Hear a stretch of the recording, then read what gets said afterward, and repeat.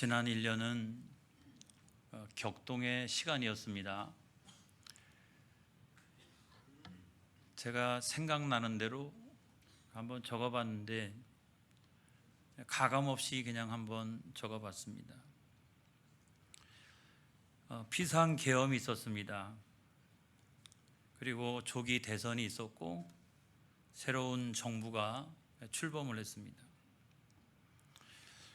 이런 역사의 전환기에 다 그런 것은 아니지만 카톨릭은 좀 진보적인 성향을 나타냈고 다 그런 것은 아니지만 우리 개신교는 상당히 보수적인 그런 성향을 나타냈습니다.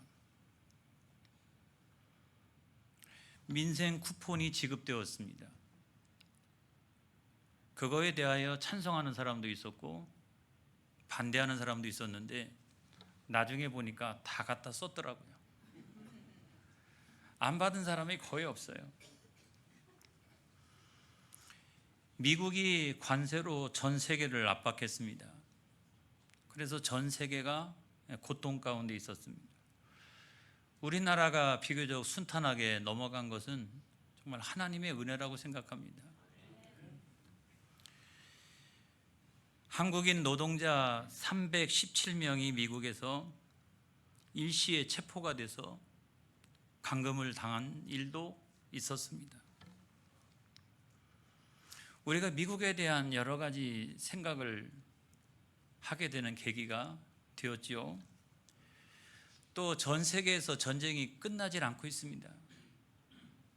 러시아와 우크라이나 전쟁이 계속되고 있고 무려 4년 동안이나 진행되고 있습니다. 얼마나 많은 사람들이 죽어가는지 알 수가 없습니다. 또 팔레스틴과 이스라엘의 전쟁도 끝나갈 것 같은데 계속 이어지고 있습니다. 또 태국과 캄보디아 사이의 전쟁도 여전히 진행 중에 있습니다. 또 폭우와 폭염, 이상기후 현상이 대단합니다. 우리나라 비가 한번 내리면 그칠 줄 모르고 내리고 여기저기에서 피해를 입은 사람들이 등장을 하고 또 지난 여름은 얼마나 더웠습니까? 내년에는 얼마나 더울까? 내년에는 국지적인 폭우가 얼마나 많이 내릴까? 정말 국가가 잘 대비하지 않으면 안 되는 그런 시기가 되었다라고 생각합니다. 뿐만 아니라 인공지능 시대를 절감합니다. 우리의 생활에서 인공지능이 안 들어와 있는 데가 없어요. 학교에서도 마찬가지고요. 또한 기업체에서도 마찬가지고 국가가 그 AI 인프라를 구축하겠다. 다소 늦은 감이 있지만 아무튼 가장 빨리 그 인프라를 구축하겠다. 그렇게 이야기를 하고 있습니다. 얼마 전에는 에이펙 그 정상회의가 우리나라에서 25년 만에 열렸습니다. 그것도 잘 감당하게 된 것은 하나님의 은혜라고 믿습니다. 아멘. 또 여전히 K-팝, K-방산, K-음식, 아무튼 K자 들어가는 여러 가지 분야에서 우리나라 국위가 얼마나 선양되고 있는지 알 수가 없습니다. 이것 또한 하나님 앞에 우리가 감사해야 될 일이라고 생각을 합니다. 여러분, 올해는 광복 80주년입니다. 그리고 한일 수교 60주년입니다. 그러니까 아직도 역사적인 문제가 많이 남아있지만 저 일본에 대해서 실리적인 외교를 이제 시작을 해야 될 그런 시점이 아닌가. 그래서 두 마리 토끼를 다 잡아야 되겠는데 이게 여간 골치 아픈 일이 아니지 않습니까? 아무튼 지난 1년을 생각을 해보면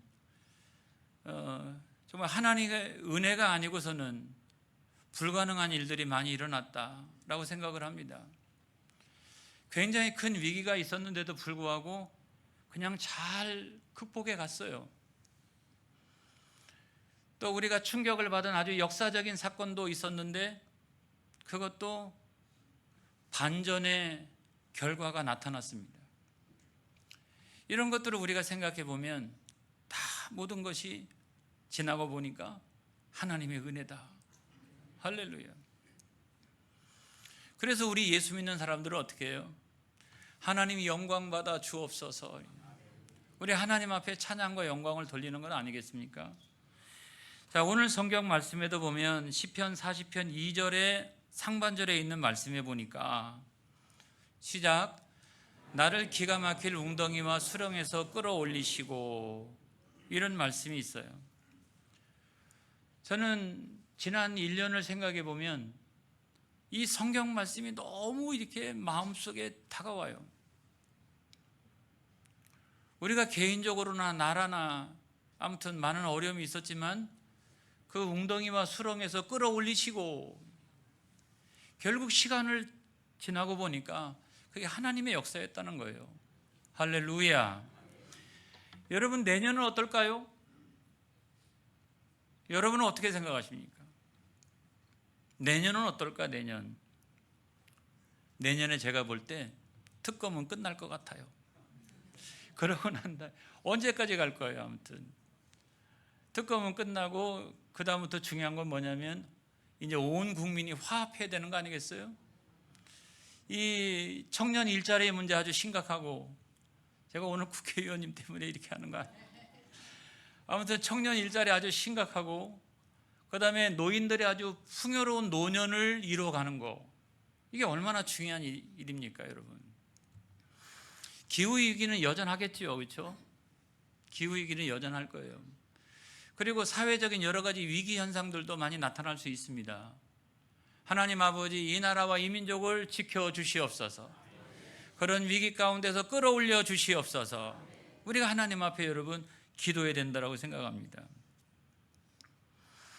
제가 이렇게 설교를 준비하고 있는데 제 마음속에 무슨 생각이 드느냐, 교회나 잘해라.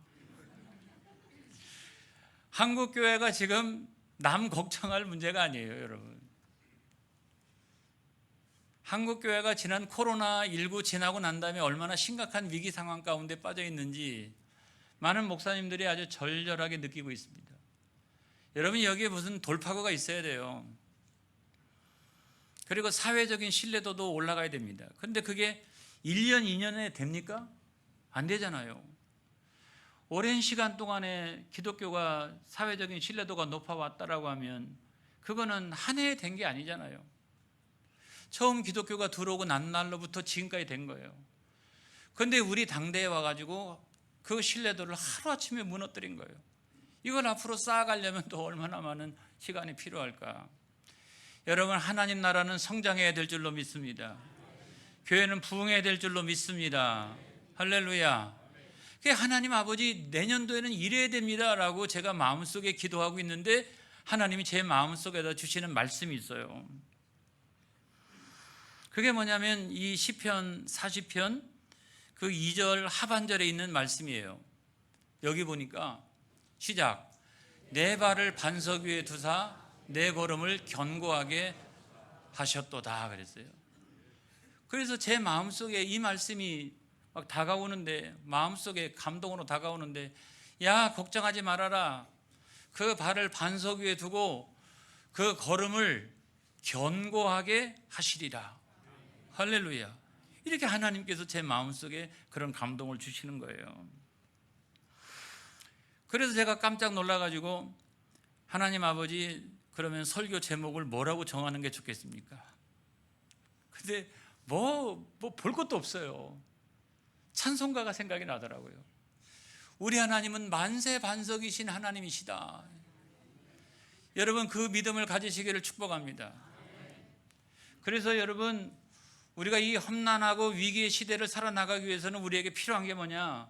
반석 같은 믿음이 있어야 돼요. 아까 우리 사랑하는 장로님 기도했습니다마는 중요한 것은 성경은 하나님의 약속의 말씀 아닙니까? 약속의 말씀이잖아요. 그 약속의 말씀이 이루어질 줄로 믿고, 그 약속의 말씀이 우리에게 기도하면 하나님께서 응답을 주신다고 말씀하셨는데, 그러면 내가 하나님 앞에 기도하면 하나님이 응답을 주실 것을 믿고 기다리는 것이 신앙생활입니다. 그렇게 될 거야. 반드시 그렇게 되는 거야. 하나님 응답 주실 거야. 여러분, 이거를 믿고 기다리는 것이 신앙생활인 거예요. 기다림은 결코 나쁜 것이 아닙니다, 여러분. 야, 언제까지 기다려? 우리가 그 기다림의 시간을 상실의 시간이라고 생각할 때가 많아요. 야, 이거 내가 한 20년 기다렸어, 이렇게 30년 기다렸어. 그 시간을 낭비한 것 같잖아요, 여러분. 그렇지 않습니다. 그 기다림의 시간은 소망이 있기 때문에 기다린 거예요. 그래서 그 시간은 상실의 시간이 아니라 그 시간은 뭐냐? 소망의 시간인 거예요. 할렐루야. 그 어린 왕자라고 하는 책, 생텍 쥐베리가 쓴 책에 보면 이런 이야기가 있어요. 내가 너하고 4시에 만나기로 했는데 나는 3시부터 행복했다, 이런 게 있어요. 만나기는 4시에 만나기로 했는데 나는 3시부터 벌써 마음속에 행복했다는 거예요. 우리가 소망을 가지고 기도한다라고 하는 건, 소망을 가지고 기다린다라고 하는 것은 마치 이것과 같은 것입니다. 내가 사랑하는 사람과 만나기로 했는데 그 전날부터 아마 우리는 잠을 못 잘 거예요. 설레어가지고. 기다림이라고 하는 것은 결코 나쁜 것이 아니다. 하나님의 약속의 말씀이 이루어질 줄로 믿습니다. 우리의 기도가 응답될 줄로 믿습니다. 여러분, 이 기다림은 소망 있는 기다림이에요. 믿음이 없는 자들처럼 하나님의 약속이 아니라 허망한 것들을 꿈꾸는 게 아니라 우리는 하나님의 약속의 말씀을 붙들고 기도하는 것입니다. 할렐루야. 하나님은 응답을 주시는 하나님이세요. 이걸 여러분 믿으시기를 바랍니다. 저는 그것이 인생이라고 생각을 해요.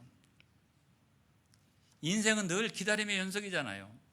사람을 기다리고 또 어떤 때는 시간을 기다리고 전화를 기다리고 좋은 일을 기다리고 좋은 세상을 기다리고, 여러분 그렇게 기다리는 거 아니겠어요? 내가 어떤 걸 소망했는데 그 즉시로 1초 안에 이루어지는 경우가 어디 있어요? 인생 전부라고 하는 것은 뭐냐면 결국 다 기다림의 연속이라는 거예요. 전화 올 때를 기다리잖아요. 아, 이거 오늘 오후 2시에 카페 가야 되는데 연락 오는 사람 한 사람도 없고 진짜 그냥 억지로 가자니 좀 이상하고. 근데 그때 마침 전화가 탁 와. 왜 안 와? 얼른 와. 그러면 얼마나 여러분 기쁩니까? 그래서 모든 것은 다 이 기다림의 연속과 같다, 이런 말씀이에요. 여러분, 제가 길게 말씀드리지 않더라도 신앙생활도 마찬가지 아닙니까? 하나님의 약속의 말씀, 우리가 하나님 앞에 기도했다면 하나님은 갑절로 은혜를 주실 줄로 믿습니다. 여러분, 노아의 이야기에서도 하나님 약속하셨잖아요. 홍수 심판에서도 그 가정을 하나님께서 구원하시잖아요. 근데 기다리는 시간이 몇 년이었어요? 120년이었어요. 보통 사람 같으면 벌써 포기했을 거예요. 반석 같은 믿음이라고 하는 건 이런 거예요, 여러분. 여러분, 120년 동안 기다리는 사람이 어디 있어요? 그때는 소천하잖아요. 아무튼 그때는 생명이 길었으니까. 그럼에도 불구하고 이렇게 120년 동안 기다릴 수 있는 믿음이라고 하는 것이 반석 같은 믿음인 거예요, 여러분. 아브라함 생각해 보세요. 하나님 약속하셨잖아요. 아들을 주겠다고. 근데 언제 이루어졌느냐라고 생각을 해보면 그것이 25년 만에 이루어졌잖아요. 25년 만에. 아니, 자식을 낳으려면 25년 지나면 벌써 육신의 나이가 얼만데, 그런데도 반석 같은 믿음이라고 하는 것은 그것이 하나님의 약속의 말씀이면 그대로 이루어질 줄로 믿고 기다리는 겁니다, 여러분. 모세 생각해 보세요. 그 모세가 하나님 약속하셨던 땅에 들어갈 때 걸리는 시간이 사실은 한 달이면 족합니다, 여러분. 더 빨리 갈 수도 있어요. 근데 얼마나 걸렸어요? 40년 걸렸지 않습니까? 아무튼 그 사이에 반란도 일어나고 막 반역도 일어나고 막 모세 뭐 하는 거냐 이러고 말이죠. 별별 일이 다 일어났지 않습니까? 그런데도 40년 후에 하나님의 약속의 말씀은 이루어진 줄로 믿습니다. 여러분, 반석 같은 믿음이라고 하는 건 그런 거예요, 여러분. 그런 믿음의 소유자가 되어지기를 주님의 이름으로 축복합니다. 그래서 시편 40편 1절에 있는 말씀에 보면 시작. 내가 여호와를 기다리고 기다렸더니 귀를 기울이사 나의 부르짖음을 들으셨도다. 하나님은 반드시 들어주시는 분이에요. 베드로후서 3장 9절에 있는 말씀에도 보면 시작. 주의 약속은 어떤 이들이 더디다고 생각하는 것 같이 더딘 것이 아니라 오직 주께서는 너희를 대하여 오래 참으사 아무도 멸망하지 아니하고 다 회개하기에 이르기를 원하시느니라. 아멘. 그래서 그 하나님의 약속의 말씀이 우리의 생각보다 더디 이루어진다라고 생각을 할 때는 반드시 거기에 이유가 있다는 거예요. 하나님은 더 많은 사람들이 구원받기를 원하시는 거죠. 더 많은 사람들이 회개하고 돌아오기를 원하시는 거지 않습니까? 거기엔 다 이유가 있다는 거예요. 그렇지만 하나님의 약속의 말씀이 이루어지지 않은 적이 어디 있습니까, 여러분? 반드시 이루어진다. 이걸 여러분 믿으시기 바랍니다. 인간이 왜 연약한지 아세요? 하나님은요, 절대적인 선이시잖아요. 하나님에게 악이 어디 있어요? 근데 우리 인간도 선한 사람이 있어요. 악한 사람도 있지만. 근데 우리의 선이라고 하는 것은 매우 상대적인 거예요. 하나님은 절대적인데 우리는 상대적이에요. 그래가지고 선한 행동을 할 수도 있고 악한 행동을 할 수도 있고, 그런데 우리가 원죄론에 비추어 생각해 보면 아무리 세상에서 선량하게 보이는 사람이라 할지라도 죄가 없는 사람은 없다는 거죠. 악이 없는 사람은 없다는 거죠. 다 없는 거예요. 그런데 우리가 언제 하나님의 의에 이를 수 있느냐? 많이 선한데 조금 악한데 그럼에도 불구하고 하나님의 의 갖고는 안 되는 거예요. 그 의 앞에서는 안 되는 거예요. 이게 어떻게 가능합니까, 여러분? 율법 지켜서 악을 내가 피해간다고? 그게 되는 게 아니거든요. 절대 선이신 하나님을 바라봐야 합니다, 여러분. 할렐루야. 하나님은 절대 선이시니까. 그런데 우리가 그 하나님을 바라보고 하나님을 만나고 해야 되는데, 문제는 뭐냐면 죄인인 인간은 그 하나님의 존재와 그 사랑을 깨닫지도 못하고 보지도 못하고 만나지도 못하고 그런 환경 가운데 살아가니까 하나님이 자기 백성이 너무 불쌍하니까 자기 백성을 구원하시기 위해서 육신을 입고 세상에 내려오셔서 우리의 죄짐을 대신하여 십자가를 지셨나니, 그래서 죄의 형벌과 죄의 책임으로부터 우리를 자유하게 하시고 하나님과 우리 사이에 화해의 도구가 되셨다는 거예요. 할렐루야. 그게 뭐냐면 유일한 중보자라는 거예요. 유일한 구원자라는 거예요. 여러분, 그걸 믿으시기를 바랍니다. 가이사랴 빌립보로 갈 때에 그 예수님께서 제자들과 함께 가면서 사람들이 나를 누구라 하느냐 그랬더니 누구라고 합니다. 그럼 너희들은 누구라고 하느냐 그랬더니 시몬 베드로가 뭐라고 얘기했어요? 주는 그리스도시요 살아계신 하나님의 아들이십니다. 그래서 인류의 유일한 구원자는 예수님이에요. 할렐루야. 예수님밖에 없어요. 어떻게 우리의 죄 문제를 해결합니까, 여러분? 그래서 오직 예수님밖에 없으시다. 그렇게 고백을 하니까 예수님께서 뭐라고 말씀하셨어요? 바요나 시몬아, 내가 복이 있도다. 이것을 알게 하시는 분은 혈과 육이 아니요 하늘에 계신 내 아버지시니라. 할렐루야. 그래서 이 반석 위에다가 내 교회를 세우리니, 그러니까 이 믿음 위에다가 내 교회를 세우리니, 이 반석 같은 믿음 위에다가 내 교회를 세우리니, 여기에 두 가지 권세를 주셨는데 하나는 뭡니까? 음부의 권세가 이기지 못하리라. 또 하나는 뭡니까? 천국 열쇠를 주노니 땅에서 매면 하늘에서 매고 땅에서 풀면 하늘에서도 풀리리라. 할렐루야. 반석 같은 믿음을 가지고만 있으면, 겨자씨 하늘 같은 믿음만 가지고 있으면 이 산더러 들려 바다에 던지우라 하여도 그렇게 될 것이요. 여기서 중요한 겨자씨와 같은 믿음이라는 뭐냐면 반석 같은 믿음인 거예요. 응? 여러분, 그런 믿음의 소유자가 되어지기를 주님의 이름으로 축복합니다. 그 다음에 두 번째로 우리가 믿어야 될 건 뭐냐면 하나님은 만세 반석이시다. 여러분, 그걸 믿으시기 바랍니다. 그 찬송가에 보면 한 두세 번 나오는 것 같은데, 찬송가 494장에 보면은 이 토프레디라고 하는 목사님이 이제 이 작사가예요. 이분이 이거 작사했어요. 만세 반석이 열리니 내가 들어갑니다. 아주 유명한 찬양 아니겠습니까? 근데 이 찬양을 작사할 때 그분이 시골에서 목회를 했는데 뭐 땅이 얼마나 엉망이든지 뭐 거기 뭘 심어도 잘 안 되는 곳이고 기후가 아주 엉망이라 막 금방 막 폭풍우가 몰아치고 이런 아주 황량한 곳에서 목회를 했어요. 한 번은 신방을 갔다가 돌아오는데 폭풍우가 막 그냥 내리치는 거예요. 피할 곳이 어디 있어요. 근데 마침 옆에 보니까 큰 바위가 하나 있는데 바위 밑이 딱이야. 그래가지고 거기 가서 다 이제 피해서 거기에 앉아 있는데 무슨 생각이 들어요? 비는 막 엄청나게 쏟아지는데 내가 그 반석 밑에 딱 숨어 있으니 얼마나 평안한지 알 수가 없고, 거기가 하나님의 품인 것 같고 거기가 예수님의 품인 것 같고, 그래서 즉시로 생각나는 대로 쓴 게 바로 이 만세 반석이 열리니 내가 들어갑니다. 할렐루야.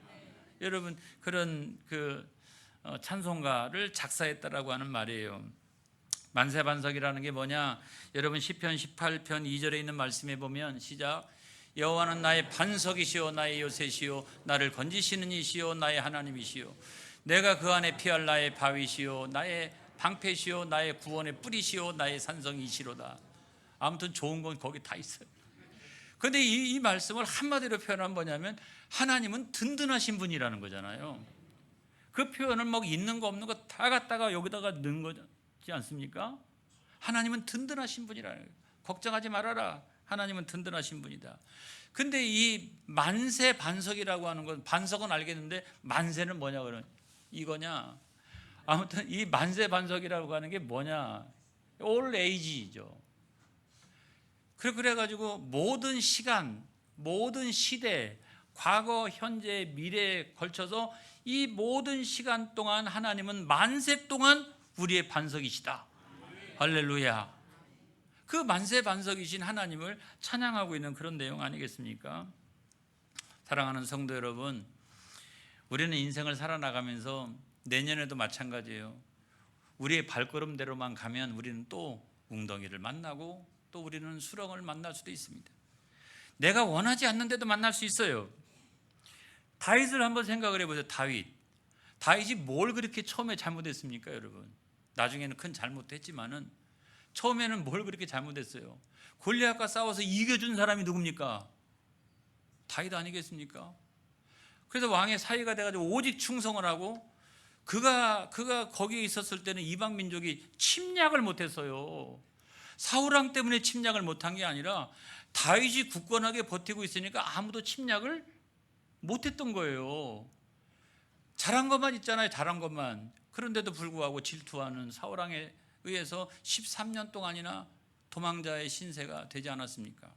여러분, 인생을 살아나가다 보면 내가 잘못한 것이 별로 없는데도 불구하고 그런 웅덩이와 수렁이 언제나 우리 앞에 놓여 있을 수 있다는 사실을 우리가 생각을 해야 됩니다. 누구든지 그래요. 한 방에 무너져요. 요즘은 용서가 없어요. 요즘은 철저하게 자기 관리를 안 하면 여러분 대단히 어려운 시대를 우리가 살아가고 있어요. 근데 우리가 믿기는 그런 웅덩이와 수렁에 빠질지라도 하나님이 나를 끌어 올리실 것을 믿고, 아멘. 내 발을 어디다? 반석 위에. 내 길을 어떻게? 견고하게 인도하여 주실 것을 우리가 여러분 믿어야 되는 거예요. 하나님 아버지, 새해에는 사랑하는 모든 성도들을 그와 같이 인도하여 주시옵소서. 사랑하는 성도들의 모든 발걸음을 반석 위에 두시고 그 걸음을 견고하게 하여 주시옵소서.